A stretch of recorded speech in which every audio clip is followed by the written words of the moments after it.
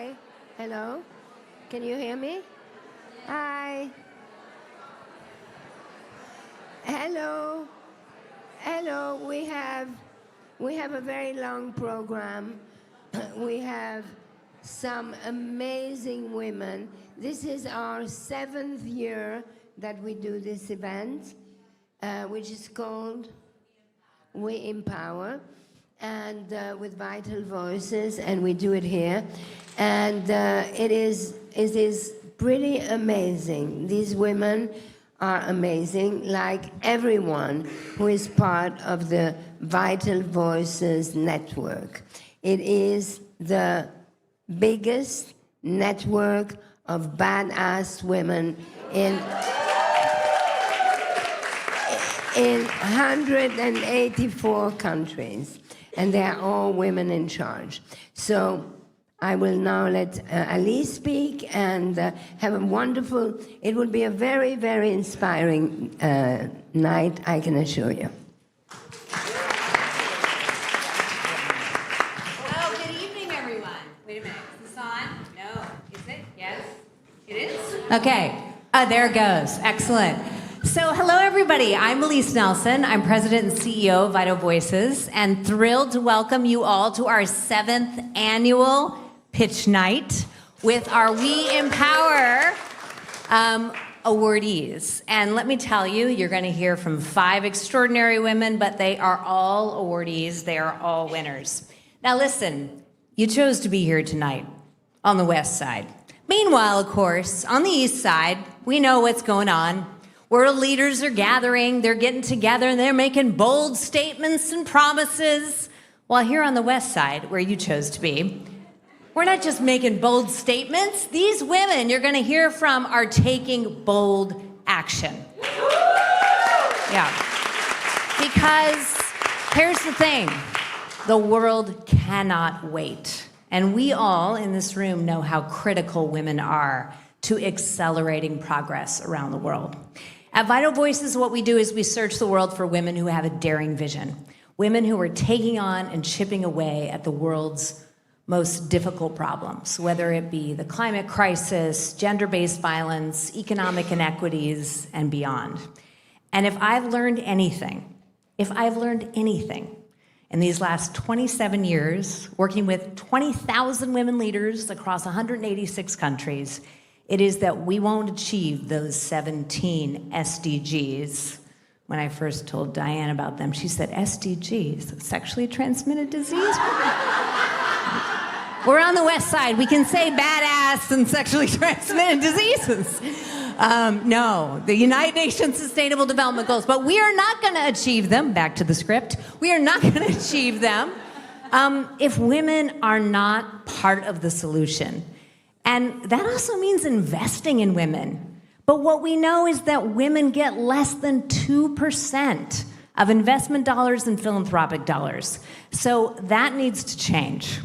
And we hope that many of you in this audience will be inspired by what you hear tonight, spread the word, and find ways to support these women and many others like them.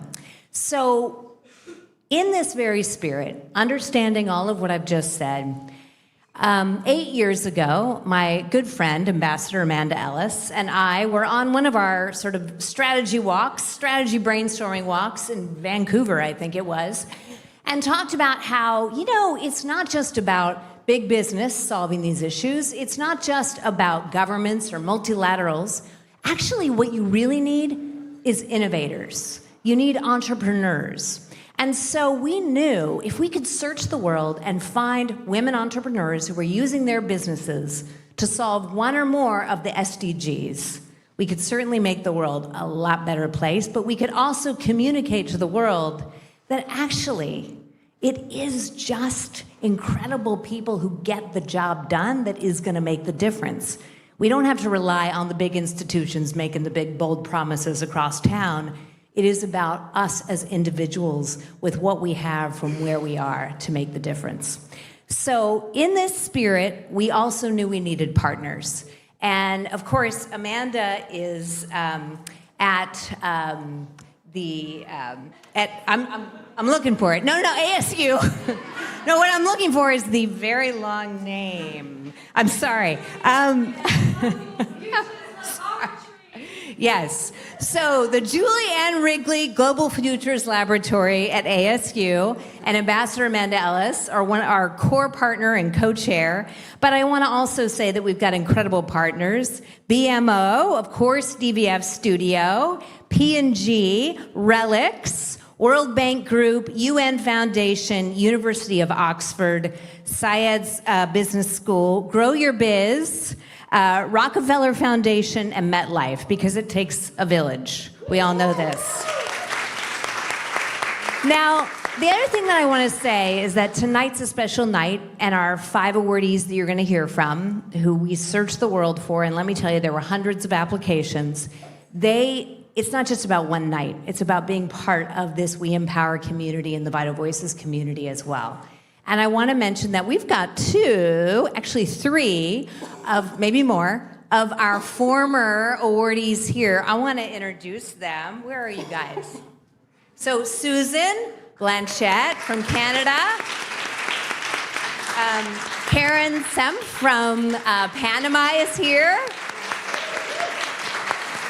And Leia Lizarrando is here. Where is she? She's here somewhere. And you're going to hear from her later tonight, because back in 2019, Leia actually won this competition. And so she is going to be announcing the winner after all of you vote. But to tell you more about how everything's going to work tonight, I want to introduce the very fabulous Stephanie Mehta. She is CEO and Chief Content Officer at Mansueto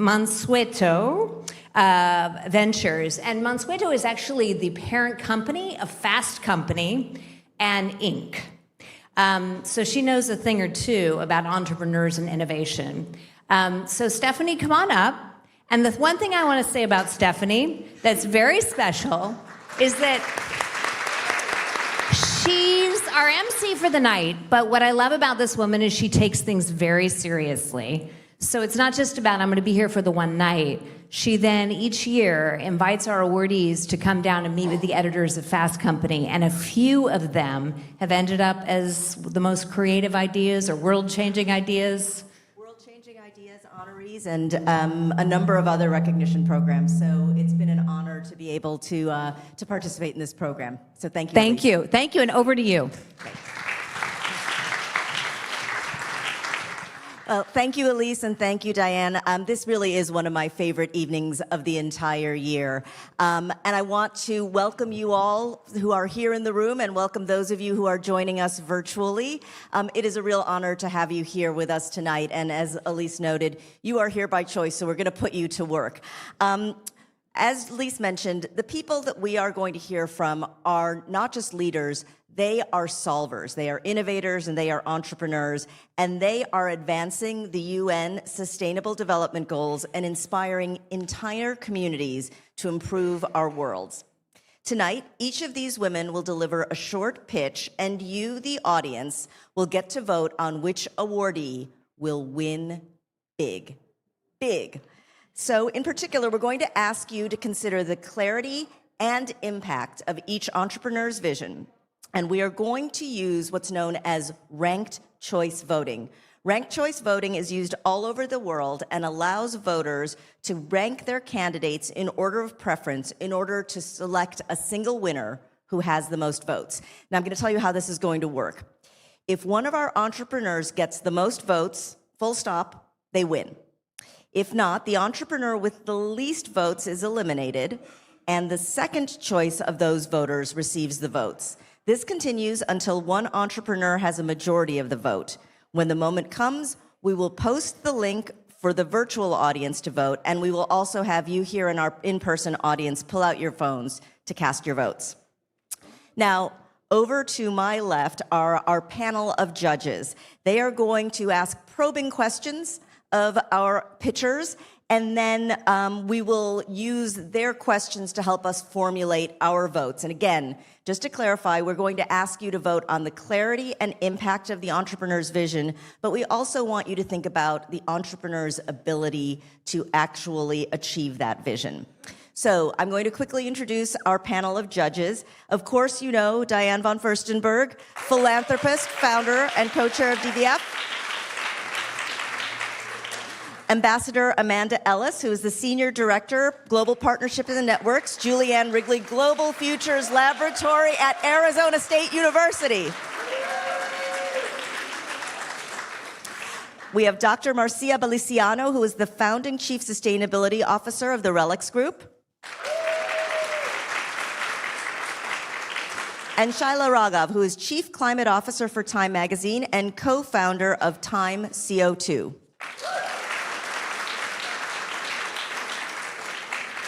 All right, who's ready to get started?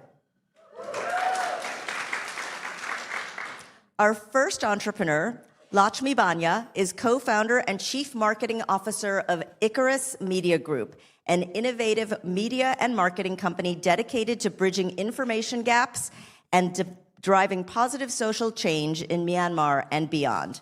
Lakshmi's business supports these following sustainable development goals: good health and well-being, gender equality, and decent work and economic growth. Laksh, come on up.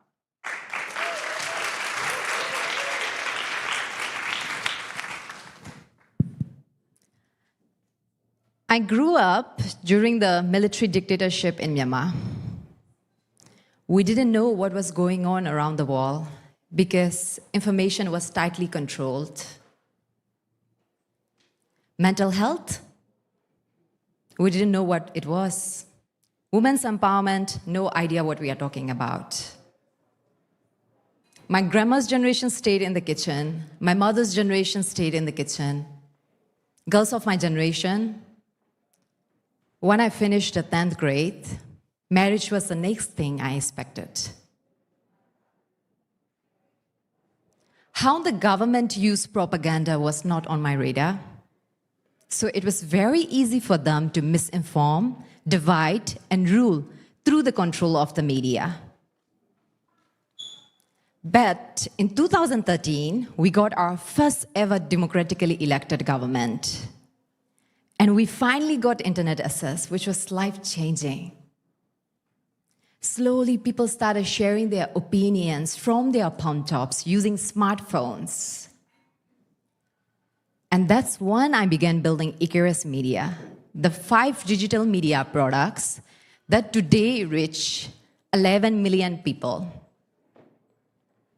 11 million people in a country with a total population of 54 million.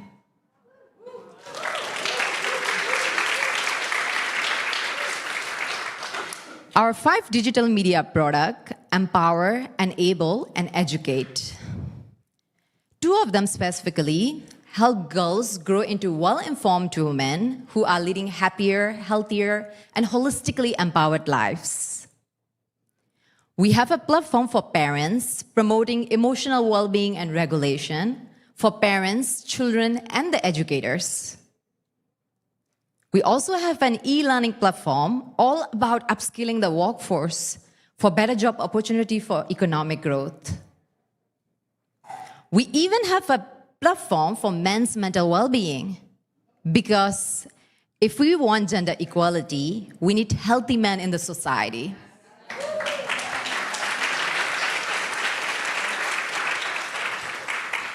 Things were progressing as planned, but in 1st February 2022, we woke up to a political crisis in Myanmar.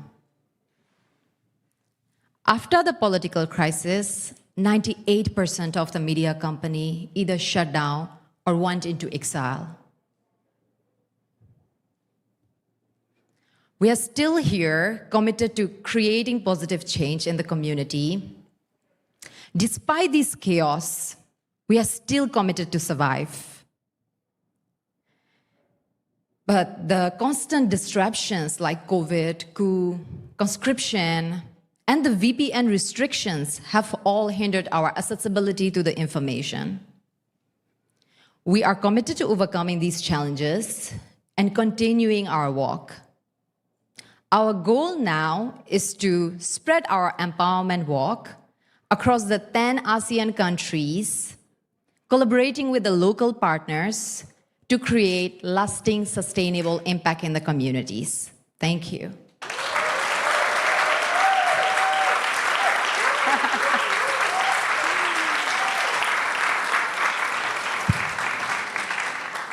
All right, thank you, Lach. It's time to hear from our judges. Questions? Hey, I can. Go ahead, Marcia. Wow, you are not only impressive, but you're brave. Thank you. So I'm curious to know how you have been able to continue working, and how have you had to adjust your content to the political situation? And if you could talk a little bit more about your focus on SDG 3, good health and well-being. Thank you so much. That's an excellent question. I love it. We call ourselves solution-oriented journalism. When I started, there were two types of media in Myanmar, investigative journalism and the entertainment. We fall somewhere in between to fill the gap. And to be honest, it has been really hard to operate after the political crisis because it is all very well scrutinized and anybody with the opinions can be detained. So we make sure the contents are not inciting anything. Why we do that? Because we are still inside the country. We feel responsible enough to understand the people's need, what they are going through. For example, mental well-being. Due to the COVID was already hard enough, right? Imagine the twin crisis of COVID and the coup, double whammy. And people were suffering a lot, and we created a poll asking people, what is it that you all are feeling? And majority of people sadly answered, we are feeling lost and hopeless. People were dying left, right, center. Oxygen cut off, the supply cut off, medicines were so expensive to buy. It was way of diverting the attention, so it was really hard on people. Majority of them were struggling with mental health.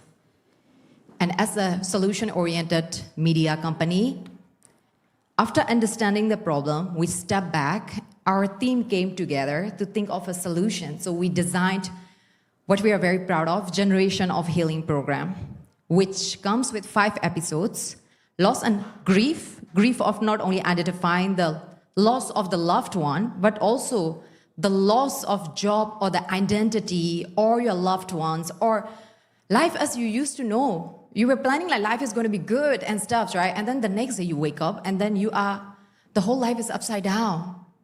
And it's crazy. So we decided okay, we are going to give tools and technique to these people. We walk together with psychologists and people who are very good at these and then trying to articulate all these and trying to provide these tools and techniques. And the second episode was on loss and hope, how to find a hope in a hopeless situation. The third was on loss and rebounds, how to bounce back each time we fall down.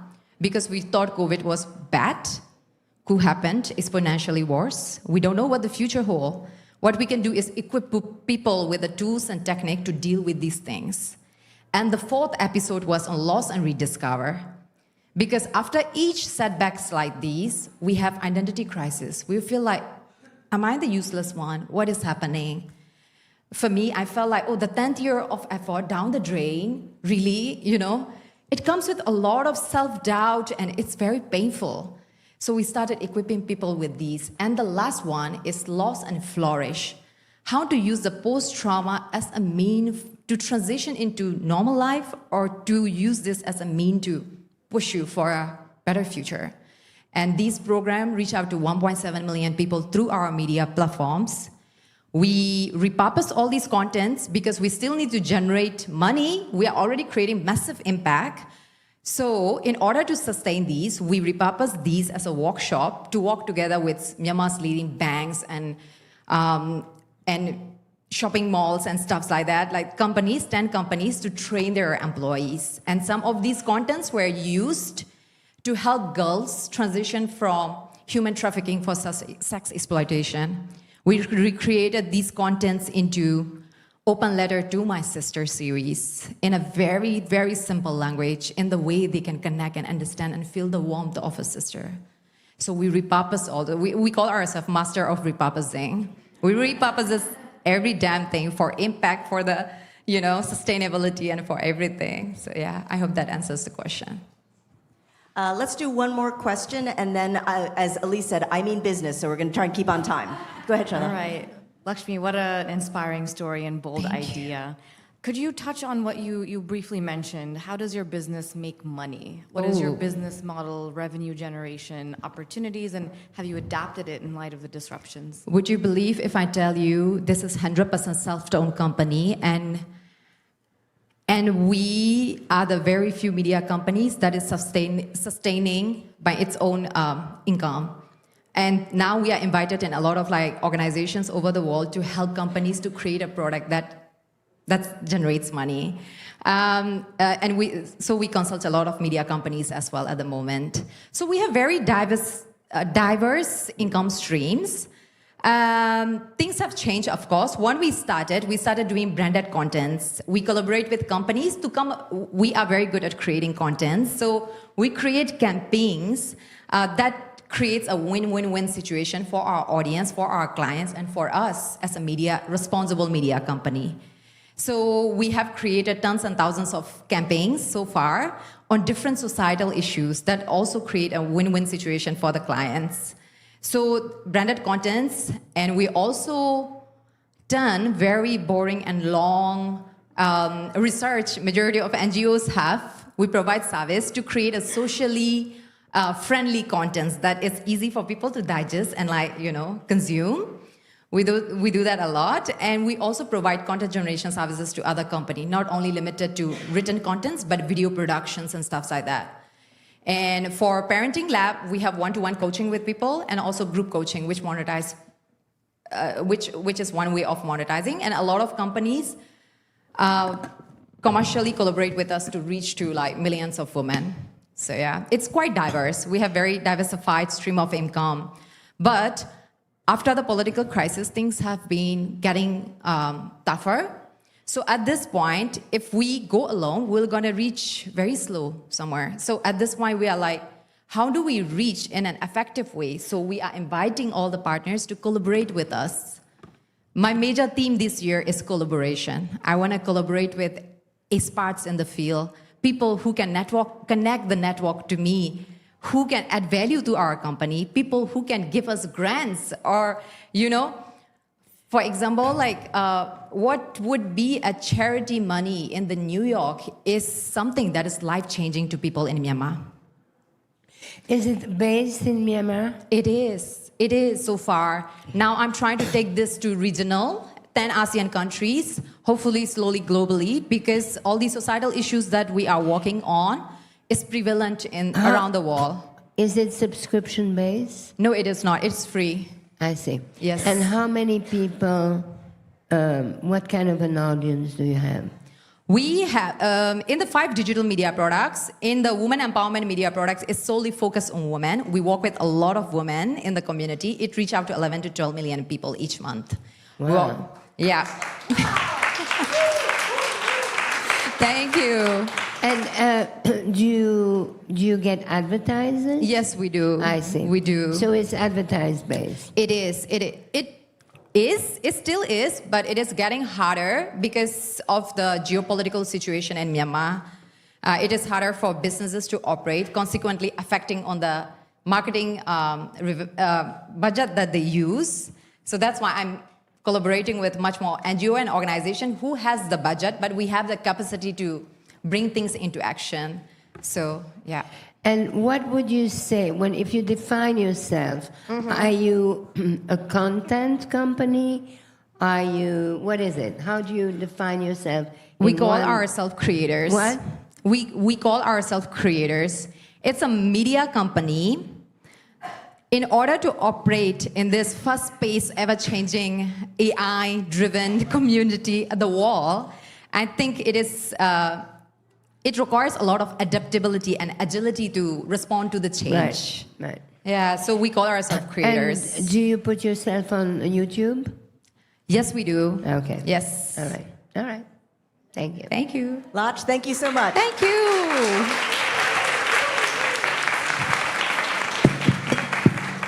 All right, next up, we have Tatiana Estevez. Tatiana is the founder of Permalution, a company working on cloud and fog water collection technology, providing solutions for water access and climate adaptation.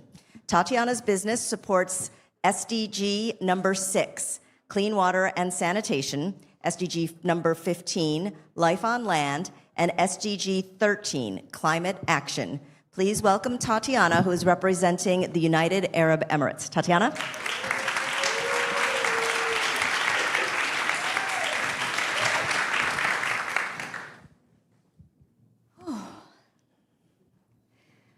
Back in 2015, I was in California during one of the worst droughts in the state's history.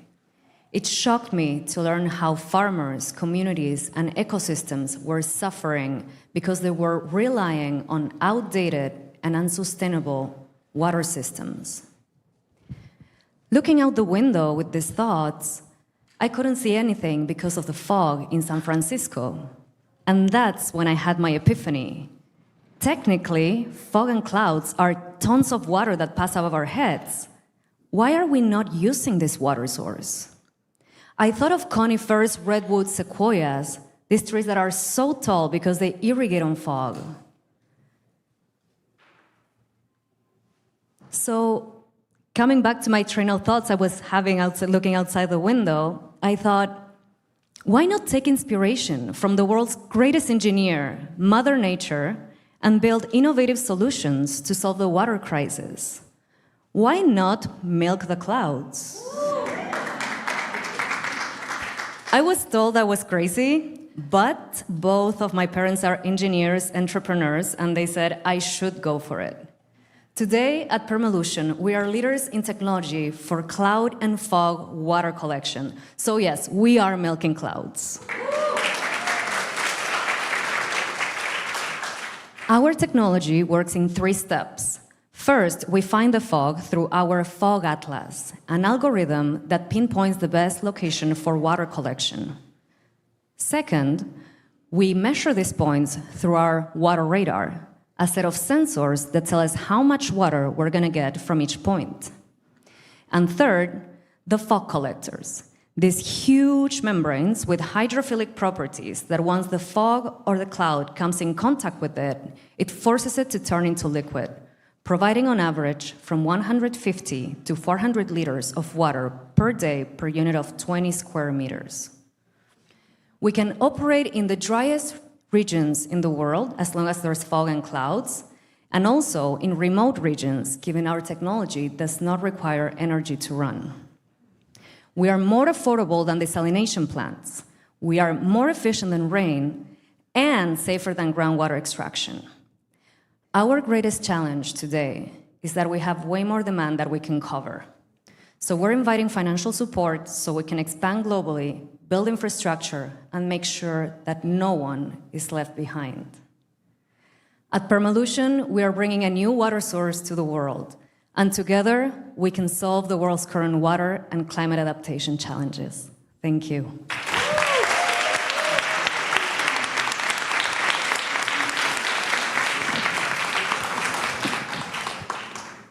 Thank you, Tatiana. Questions from the judges? Diane. Where do you collect the water and where does it go? Where do we collect it around the world? No, once collected. Oh, yes. Where does it go? So, by definition, fog and clouds are tiny droplets of water suspended in the air. And once we collect it in the membrane, through gravity, it falls into the gutter. And then, depending on the application point, either a cistern, artificial water mass, irrigation points, greenhouses, and so on. So you don't have a storage of water. You use it right away. We use it right away unless we use cisterns to store it for longer use. Okay. Yes. Ambassador? This is mind-blowing. So thank you so much, Tatiana. Who would be your ideal client? So tell us a little bit about your operation in UAE. Who is purchasing this? Because we know that there's a huge water shortage in many places, particularly in the Middle East, North Africa region. Tell us who is buying and who's your ideal client? Thank you for that question. So we are mainly selling in the UAE to government-owned utility services. Thanks to that project, we got a lot of visibility for Saudi Arabia, Morocco, and even we got called for 2 projects with the World Food Program in the Middle East. So our ideal clients are government-owned utility services and also private companies that have ESG agendas. And right now, we're also working with humanitarian development agencies. One more question? Really, really incredible. Simple but genius idea. Can you give us a few use cases or examples so we can visualize how this has potentially transformed the situation for a community or for a region? Yes, of course. Thank you for that question. Our first project was actually for wildfire mitigation efforts in Mexico, given the induced forests that are happening because of the avocado plantations. So we were solving the problem of wildfires and the extinction of a native orchid in Mexico. So our first project was just one collector, a greenhouse in the middle of nowhere. We were setting a perimeter of irrigation and a greenhouse to irrigate orchids. This is our longest project so far. It's been running for 3 years, and we have reinstated over 300 units of these orchids back into nature with a 70% survival rate. That was one of our first projects. We are now doing a new application this year, though. We're still tapping into floating water, but we're starting to do industrial steam recycling, especially in data centers with some of the largest tech companies in the world. Yes. That is revolutionary because we are now seeing a number of companies reneging on their net zero commitments because of the amount of energy and water that's required for data centers. So that's fascinating. Thank you. Thank you. All right. Thank you so much, Tatiana.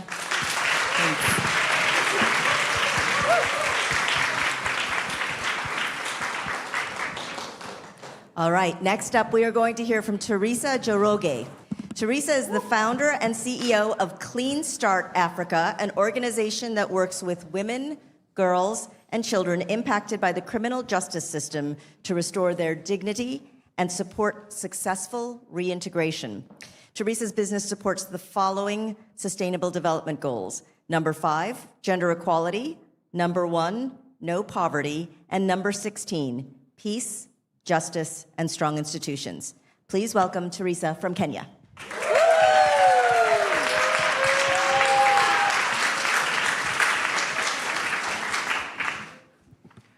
By the time I was 9 years old, I had my mind made up. I wanted to be a banker like my dad. Went to university, took my banking and finance degree, and soon after, I got employed in the banking sector. About a decade in, the bank was defrauded. There was an investigation, but I never got to hear about the outcome. About a year later, the police came in asking for me. I thought I'd finally find the answers, but they say to me, "We're here to arrest you." The following morning, I headlined the newspapers, "Bank Manager Thief." At that point, the arresting officer was asking for $10,000 as a bribe. People say to me, "That's how the system works. If you give it to them, they'll release you." I come from a family where right is right and wrong is wrong, and no gray area. I wasn't paying the bribe. I honestly thought I'd get justice. but I ended up being wrongfully convicted and sentenced to serve a year sentence behind bars, a sentence that I served with my 3-month-old daughter. 3 years later, I got exonerated. But we had already served the time. Then I formed Clean Start.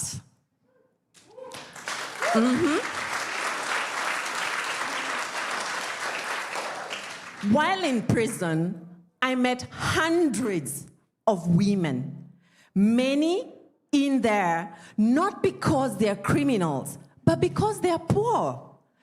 In Kenya, 90% of those who are incarcerated are in due to petty offenses, loitering, selling on the streets, making local liquor. It's the poor, the very vulnerable, the very marginalized, those who can't or won't pay the bribe. Clean Start exists to reform the penal code, to end the criminalization of poverty, and to give these women a stable foundation and livelihood opportunities so they won't go right back again. We offer our programs in all the 44 women prisons in Kenya and across the 47 regional places for those who are coming out. We're always raising funds, yes. But tonight, I'm here to raise a fuss. This issue doesn't get enough attention. We need to keep it in the minds of decision makers, policy makers, funders, because Kenya needs a clean start. Thank you.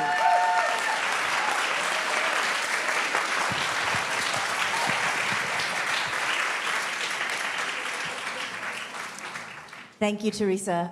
Experts, do you have questions? Thank you so much, Teresa. This was very powerful, and you can really feel the passion that you have. Imagine spending a year in prison wrongly, and especially with a 3-month-old. So thank you for turning adversity into real action for other women. Tell us about what you would like to see happen. You've said Kenya needs a clean start, but you've also referenced that this is an issue across the continent. Tell us about how you would like to see Clean Start really accelerate. Thank you. Thank you very much. That's an incredible question. And while we are offering this solution in Kenya at the moment, because of where Kenya is placed on the African continent, we have so many women and girls from the other African countries en route, either being sex trafficked, having been promised a job, who then end up being dumped in Kenya, and when they are arrested, they are imprisoned in the Kenyan prisons. So they take our programs, and when they go back into their countries, they fall right back into the problem of no job, no decent means of livelihood, and they could get trapped again. So we are scaling this solution to cater to other women, girls, and children in the other African countries as well. And one of the ways we are doing that is by using tech. So initially, it was very peer-led. It's the women who would be empowered, who would go back to empower their other sisters. We've created such a sisterhood. But right now, we have put our curriculum online, and we want to take it across prisons, across all of Africa, and continue empowering poor women who do not have means of livelihood with the kind of businesses that we have opened for over 200 groups across Kenya.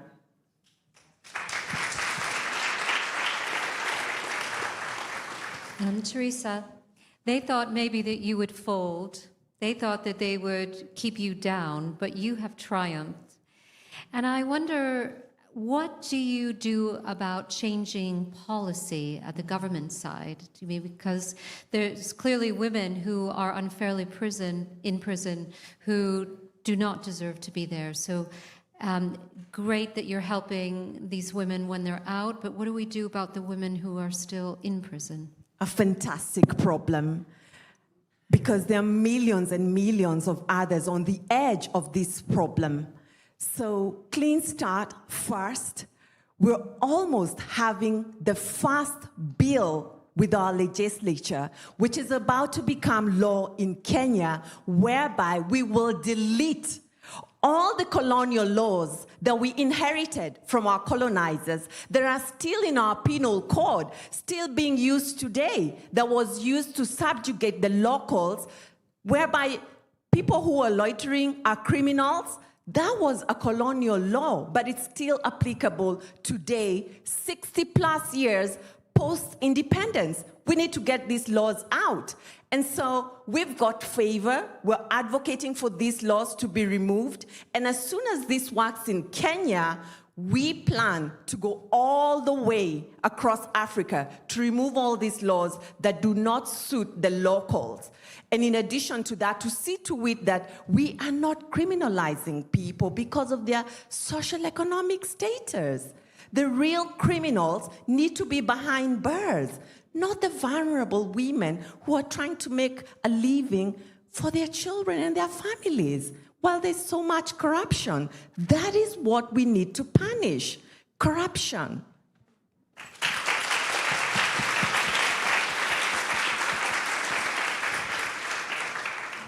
What courage you've shown, Teresa. Thank you for sharing your story. You mentioned that you have operations in 44 prisons. That's quite a lot. What is your operational model? Do you have local officers, volunteers? How do you share and spread your impact? Thank you. Answering this question gives me joy. Those very close to a problem are also close to amazing. And so we've trained the women like myself. Unfortunately, they never had education opportunities. They were never given a first chance in the first place before they were locked in. But at Clean Start, they become trainers of trainers. They go into these correctional institutions and they train the correctional officers on how to rehabilitate with dignity. They are also the very same women who, alongside experts, we've collaborated with legal firms and the corporate sector. Everyone's an ally who will not accept injustice. And with them, we have allies now within the criminal justice system who are now singing the Clean Start song. So it's the women on one hand, and on the other hand, it's recruiting allies who see the injustice meted to the very vulnerable. Thank you. Thank you so much, Teresa. We're going to hear from our next contestant, awardee. We're going to hear from Dr. Edda Aroditer, who is the co-founder and CEO of CarbFix, an Icelandic company focused on significantly contributing to climate recovery through its proprietary technology that permanently turns captured CO2 into stone underground. Edda's business supports SDG 13, climate action, SDG 5, gender equality, and SDG 17, partnerships for goals.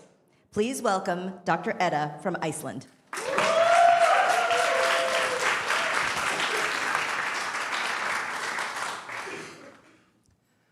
Not many people are aware that over 99.9% of all carbon on Earth is already stored in the rocks beneath our feet. The transformation of carbon to minerals is part of the global carbon cycle. But human activity adds a disproportionate amount of carbon to the atmosphere faster than the Earth can reclaim it, and hence the climate emergency. CarbFix is a climate tech company that is developing and scaling technical solutions that speed up the natural process of turning CO2 into stone. We capture and receive CO2. We dissolve it in water, which creates sparkling water, and we inject that sparkling water deep into the ground into favorable geologic formations. There, the CO2 naturally mineralizes. And in 2 years, the CO2 has turned into stone. It becomes part of the bedrock forever, and the water can then be reclaimed. We know that to save life on Earth as we know it, we have to act quickly. In just 7 years, we transformed what was just an idea on paper into a proven industrial-scale climate operation. We started with our first injections in 2012, but today we're already sequestering 1,000 times that amount. Our plan is to scale to 1,000 times of where we are now in the next 12 years. And we're on track.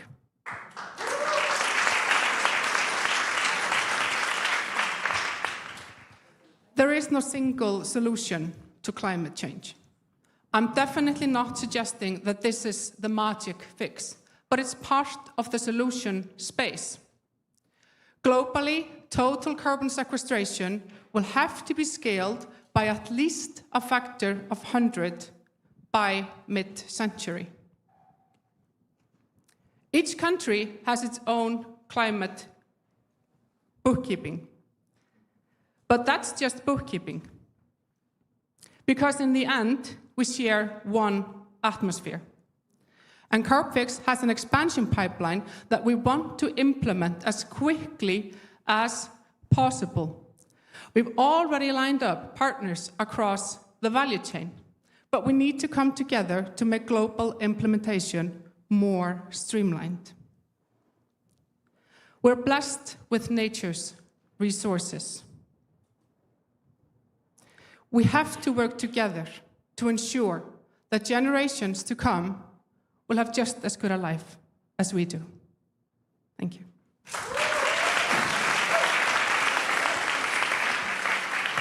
Hold on to your microphone, Dr. Edda.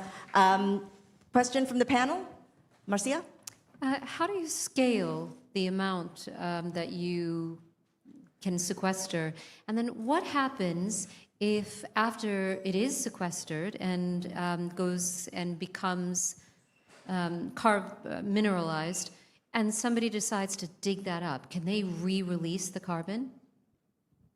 Thank you for that question. The mineralization happens deep underground, a few hundred meters down to a kilometer into the subsurface. So yes, theoretically, one could dig it up.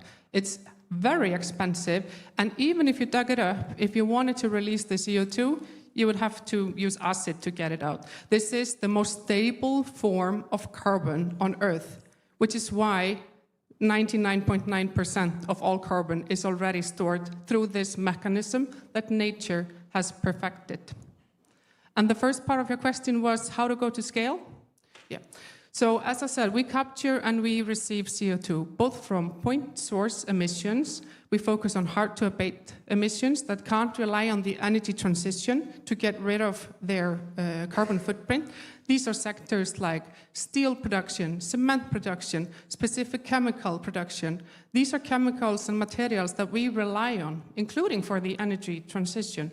So we capture the CO2, also work with companies that remove CO2 directly from the atmosphere, provide them with injection and mineral storage service, and then we just build more projects, preferably where the carbon is being captured, where we have favorable geologic formations located in the backyard of such operations. But if that's not possible, then we transport the CO2 to the favorable locations and build to larger scale there. Similar question in terms of the how you verify that the carbon actually was sequestered there, especially if there are carbon credits or some sort of accounting being run against it. Excellent question, thank you. We come from science, and in all carbon and climate projects, monitoring, reporting, and verification is crucial. It has to be clear with scientific evidence what is the net benefit of the climate of certain operations. How we do it is we use science, we use geochemistry. We label the CO2 that goes down, or we also can use, and now I'm going a bit sciencey, natural isotopes to track what is happening in the subsurface. But basically, we take samples from monitoring wells, so we get real-life samples deep from underground and are able to do a mass calculation to see how quickly the CO2 is mineralized, and then once it's mineralized, it's gone forever. It's the most permanent way to get rid of carbon. One more question. What is your first target market outside of Iceland? And why? Thank you for that question. We have been operating our injection systems in Iceland for more than 10 years now. Our target markets are really where the favorable geology is located and policy frameworks are existing that facilitate the implementation of these projects. North America is a very interesting market. Here we have lucrative financial incentives, both in the US as well as in Canada. But we are working in other locations as well. In fact, we have projects under development in over 20 countries on 4 continents. Because we can't really do this, one project at a time. There is high urgency for action, and it takes a long time to properly develop these types of injection systems. We have to thoroughly understand the subsurface before we start the injection. So we do this in parallel. Last question, promise. Financing, is it a problem, or does everybody get that this is such an amazing solution that the financing is not difficult to come by? Unfortunately, I think financing is a difficulty for everyone in climate. The money is there. I read it in the headlines, but somehow it's not flowing.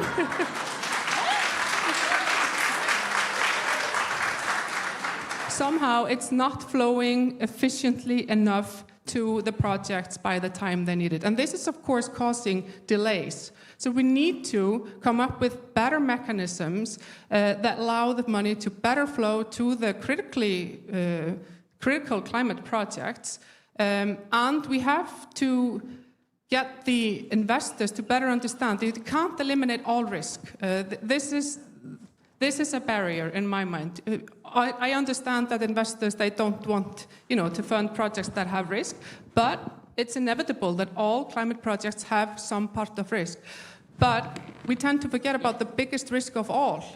What if we don't meet our climate targets? That has to be part of the investment process and the decision-making process. Thank you so much, Dr. Edda. We are going to hear from our last pitch. Please welcome Lina Useche-Kempf, who is the co-founder and head of institutional relations at Alancia Emprendedora, an organization that empowers, trains, and connects low-income micro-entrepreneurs so they can thrive. Lina's business supports the following SDGs. Number 8, decent work and economic growth. Number 5, gender equality. And number 10, reducing inequalities. Please welcome Lina from Brazil.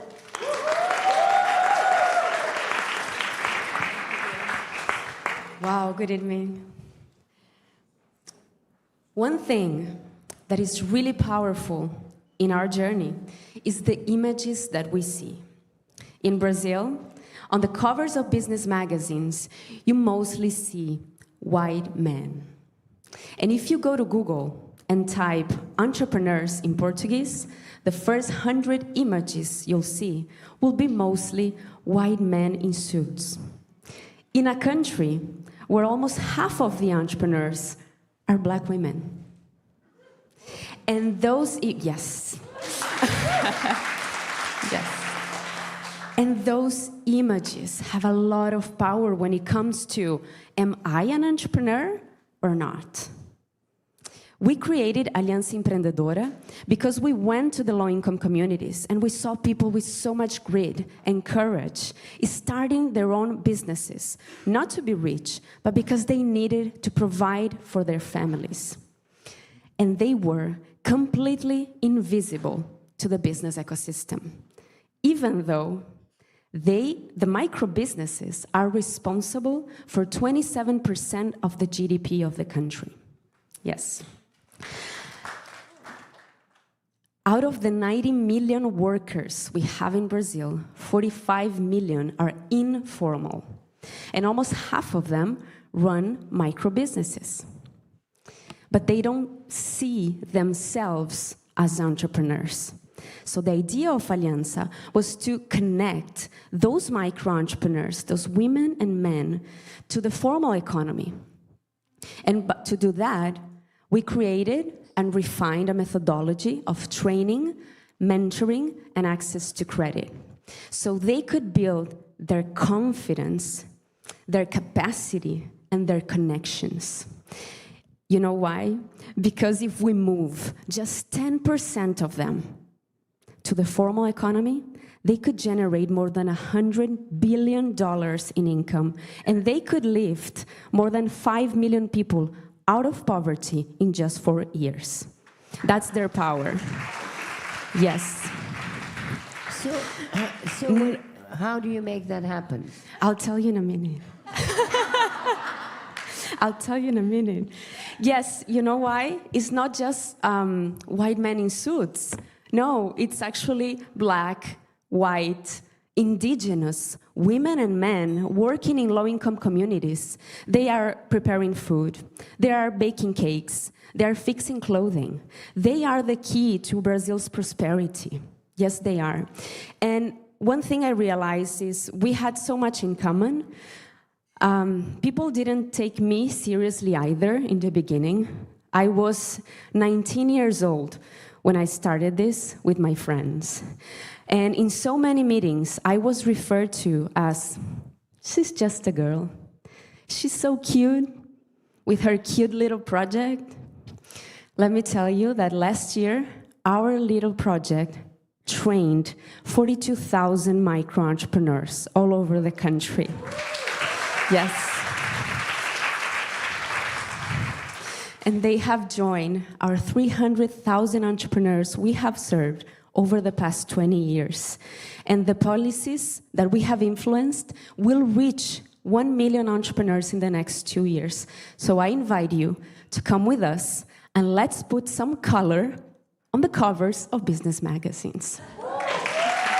Thank you.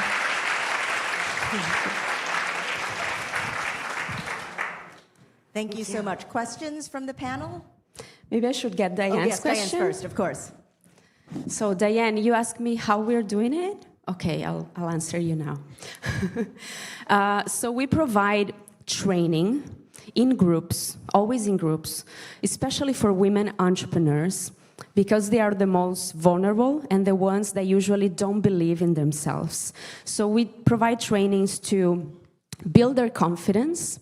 We provide training so they can learn how to manage a business and feel empowered by managing their business, having knowledge on finance, on marketing, on how to sell, how to go online, and especially how to get the confidence to go online and sell their products and talk about their services. This is not that easy. This is not that regular for women to do, to go out there, to put themselves out there. And third, we talked a lot about the future. Usually the micro-entrepreneurs we support, they live day by day. They need to sell their products and their service today because they need the money today. So it's very hard for them usually to project themselves to the future, to think about forecasting, for example, or make a cash flow for the future. So this is one thing that once they're empowered, we can start talking to them about building a cash flow for the future, for example, thinking about credit, thinking about getting a loan and actually invest for the future. So it's a step by step, and we respect a lot the stages they are in, right? And by doing that, with training, with mentoring and access to credit, we can get them through this journey.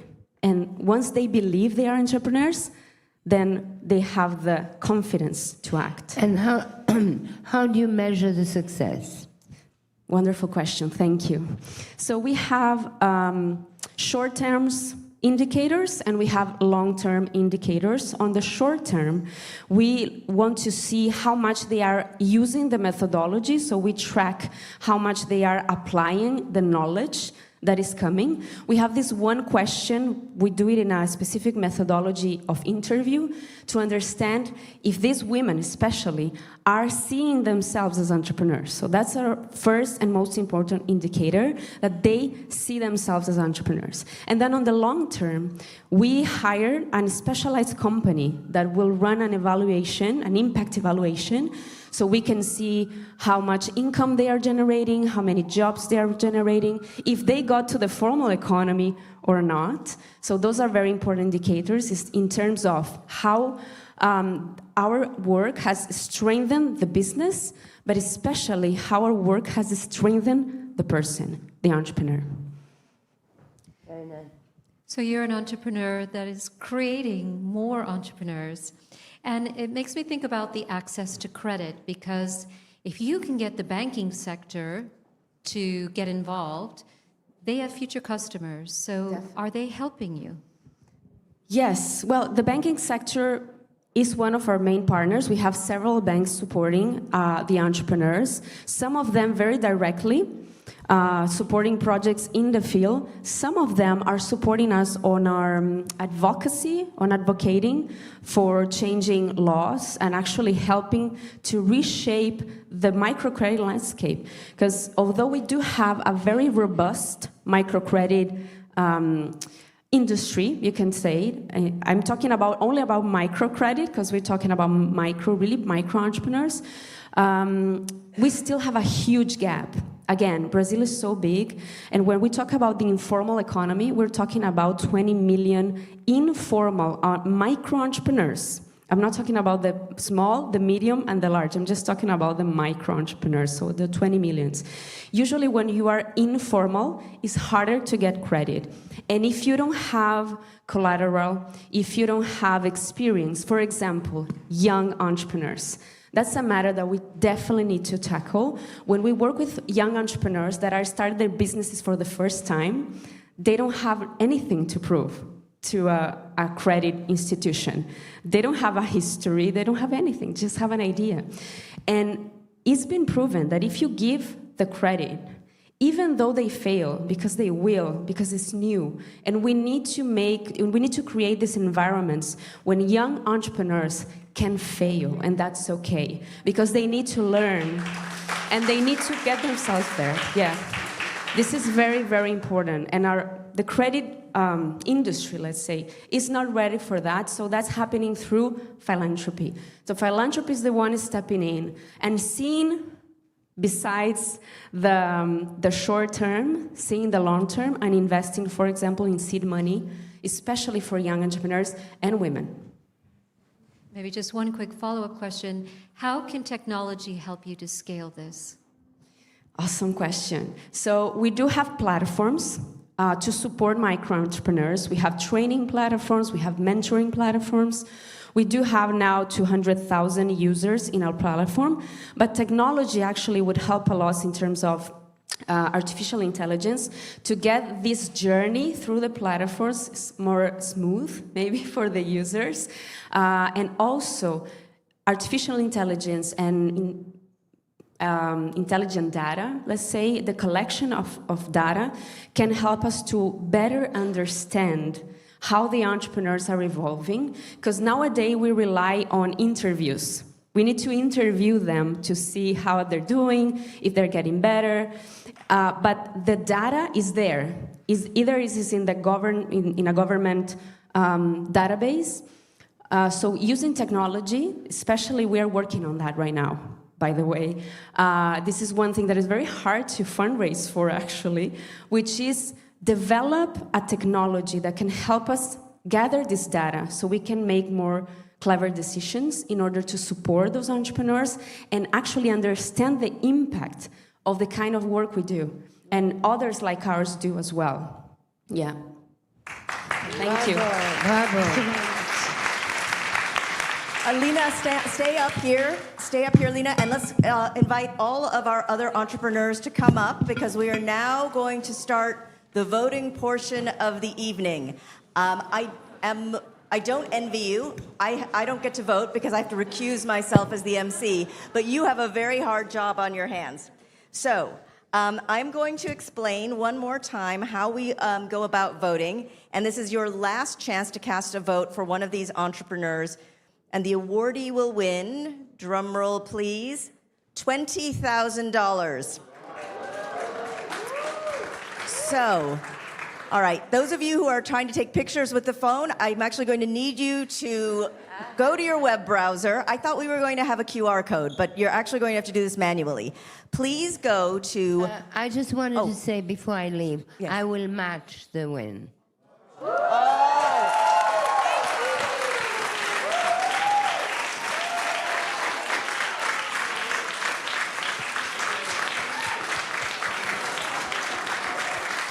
All right. Now that was a mic drop moment. I will match the win. Exit stage left. Okay, so please go to vitalvoices.org/We Empower. So that's vitalvoices.org/WE Empower to place your votes. Now, if you are watching us online or on the stream, you should be seeing a link as well. And we need you to vote and place them in order based on clarity and impact, and also whether the awardee convinced you of her ability to achieve her vision. So, who inspired you? Whose change do you want to see in the world? Now is your chance to vote. We will leave the poll up for around 1 minute. So take a minute to think through and cast your vote. Again, the URL is vitalvoices.org/We Empower, WEEEMPOWER. And again, if you're on the live stream, you should see a link in the chat. Please click on that link and cast your vote. And I'm just going to remind you who all of our amazing awardees are. So raise your hand when I say your name, just in case people don't remember who everyone is. So Lakshmi, Lena, Tatiana, Etta, and Teresa. All right, I'm looking at my hosts. Do we have enough votes in to begin to tally? No, okay, we need more time. It is hard, I know, it's a hard decision to make. But like I said, I need to keep things moving along, so we'll give you another minute to vote. And while we are waiting for the vote, I am going to ask our ambassador judge, are the judges allowed to vote? The judges are not allowed They're to not vote. allowed to vote. I saw you on your phone. Taking photos. Without tipping your hand to your favorite, what has inspired you about the collective honorees? The way in which these incredible women have supported each other throughout the week is phenomenal. So this is a new way of doing business. This is not about competition, it's about co-opetition. And this is what we need to solve the planet's big problems. So it's just been amazing to get to know them all. And I think what really is a testimony to the sisterhood created through the competition is that I was actually just looking at Funto in Nigeria, who's going, yes, go, who was one of our earlier awardees. So we've got awardees. We had Aline Sarah, who traveled from Lebanon to be here tonight. And with the situation going on, she literally came in and had to leave. We have 3 other awardees here from past years. We've got everybody online supporting you, and we know that this is the beginning of a collective journey of sisterhood for you across countries and across a whole range, as you've seen, of incredible different entrepreneurial businesses, all of which are supporting the UN SDGs and the 2030 global agenda. So please give it up for these incredible women.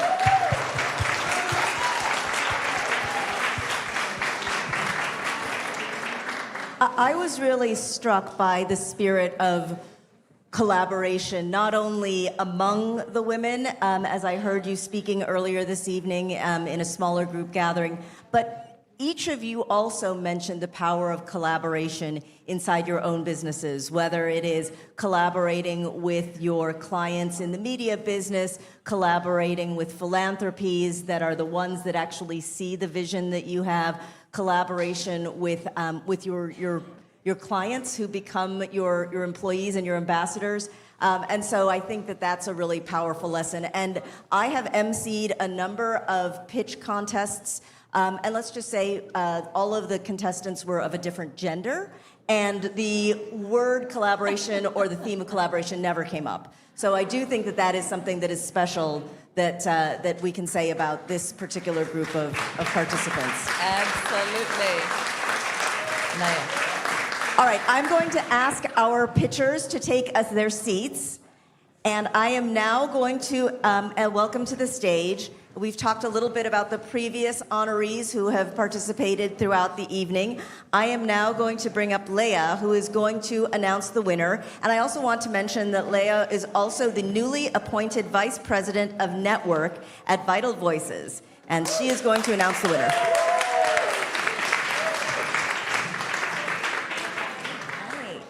Okay, and you guys had the hardest job of voting and picking among this wonderful women, and now I have the privilege of announcing our winner. But before that, to our lead partners, we're grateful for your partnership and generosity over the years. And to our audience, thank you so much for joining us. I'm happy to say that the winner of the 20,000 prize is Lina Usishe Kemp.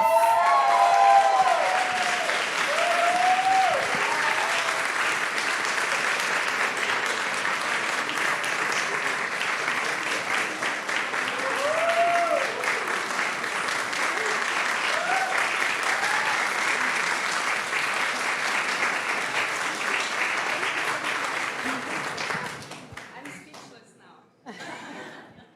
You did a great job. Thank you very much. Goes straight to the entrepreneurs. Right there. Thank you.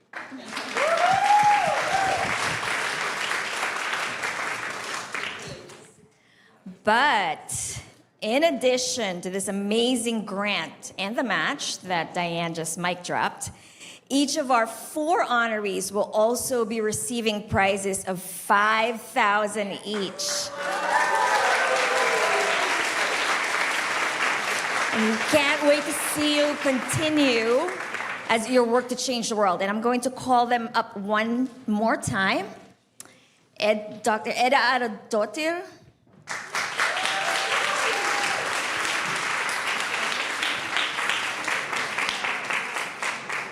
Tatiana Estevez.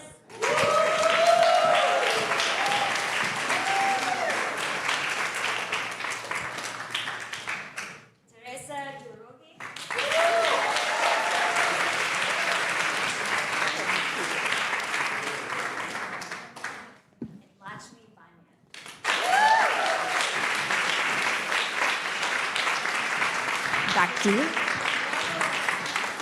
Well, thank you so much for this wonderful night. Thank you to all of you for sharing your stories and helping us understand how it is possible for individual entrepreneurs through innovation to make the world better.